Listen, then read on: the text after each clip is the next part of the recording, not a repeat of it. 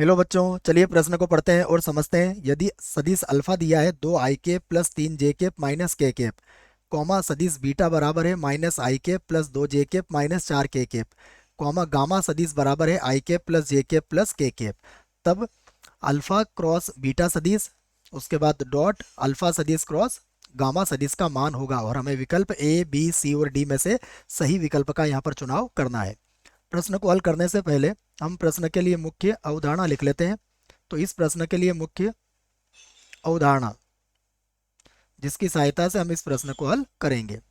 तो मुख्य अवधारणा में हम दो सदिश सबसे पहले लेंगे और उनका अदिश और सदिश गुणन दोनों को कैसे ज्ञात किया जाता है उसको यहाँ पर समझेंगे। तो मान लीजिए हमारे पास कोई सदिश ए है, ये है a1 i plus a2 j और प्लस a3 k है। एक अन्य सदिश मैं यहाँ पर बी ले लेता हूँ और यह कुछ इस प्रकार होगा। इसको हम लिख लेते हैं b1। b1 को बच्चों एक बार और लिख के अच्छे से लिखते हैं।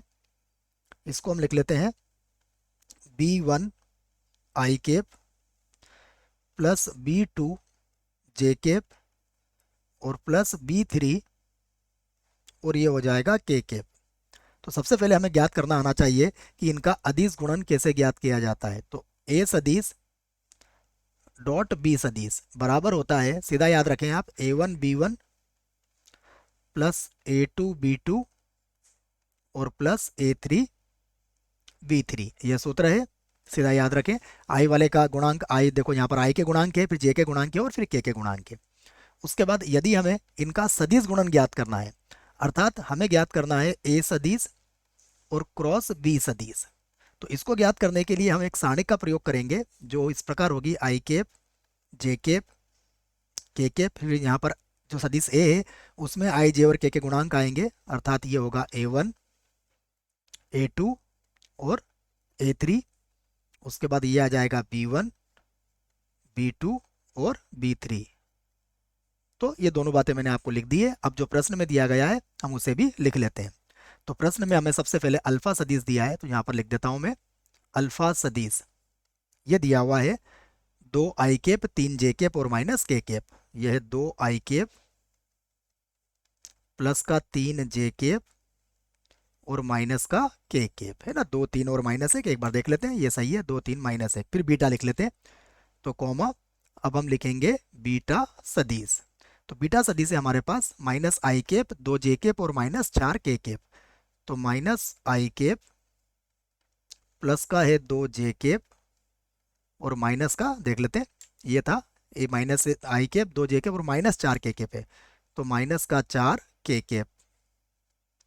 और हमें गामा सदिश भी दिया हुआ है, गामा सदिश है i प्लस का j और प्लस का k। तो ये सब बातें मैंने लिख ली है। सबसे पहले अब हमें ज्ञात करना है अल्फा क्रॉस बीटा, तो मैं यहाँ पर ज्ञात कर लेता हूँ। हम यहाँ पर ज्ञात करेंगे अल्फा सदिश और क्रॉस बीटा सदिश। देख लीजिए यही है हमारे पास अल्फा क्रॉस बीटा। तो इसके लिए हम सारणिक बनाएंगे। ये सारणिक है i, उसके बाद j और उसके बाद k। फिर आएगा 2 3 -1, उसके बाद -1 2 और माइनस का 4। और सारणिक को हल करना भी अच्छे से आना चाहिए आपको। सबसे पहले हम i लिखेंगे और इसकी सीध की पंक्ति और स्तंभ को हटाएंगे और बाकी को हल कर लेंगे। तो ये हो जाएगा -12 और ये हो जाएगा +2। उसके बाद माइनस का j लिखेंगे, इसकी सीध की भी पंक्ति और स्तंभ को हटा देंगे। तो ये होगा -8 और -1 हो जाएगा। ये पंक्ति और स्तंभ जाएगा तो 2 का -4 से गुणा करोगे और इधर गुणा करोगे तो -1 आ जाएगा। उसके बाद होगा प्लस k और के के लिए देखिए पंक्ति और स्तंभ हटाएंगे तो 2 का 2 से गुणा करेंगे तो 4 और इधर प्लस का 3 हो जाएगा।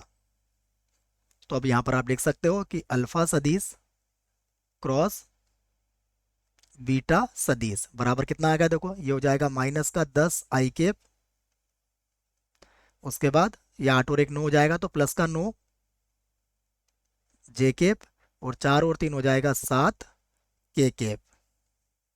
अब हम निकालेंगे अल्फा क्रॉस गामा।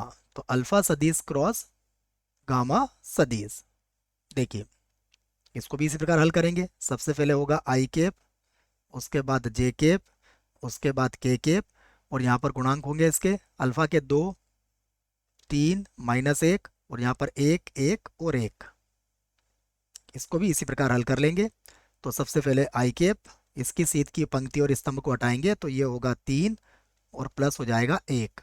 फिर माइनस का जे कैप, इसकी सीध की पंक्ति और स्तंभ को हटाएंगे तो ये होगा 2 और प्लस का 1 बन जाएगा। उसके बाद के कैप और इसको हल करेंगे तो ये होगा 2 और माइनस का 3 हो जाएगा। बच्चों ये आपको हल करना अच्छे से आना चाहिए।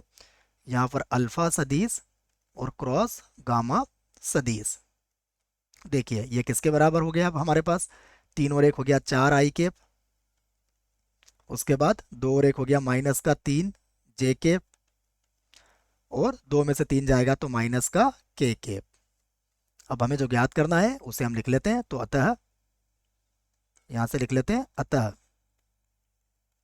हमें ज्ञात करना है अल्फा सदिश क्रॉस बीटा सदिश, उसके बाद फिर है डॉट, उसके बाद फिर से अल्फा सदिश और क्रॉस गामा सदिश, यह है बराबर, ये हो जाएगा माइनस का 10 आई कैप प्लस का 9 जे कैप और प्लस का 7 के कैप, ये लिख लिया हमने।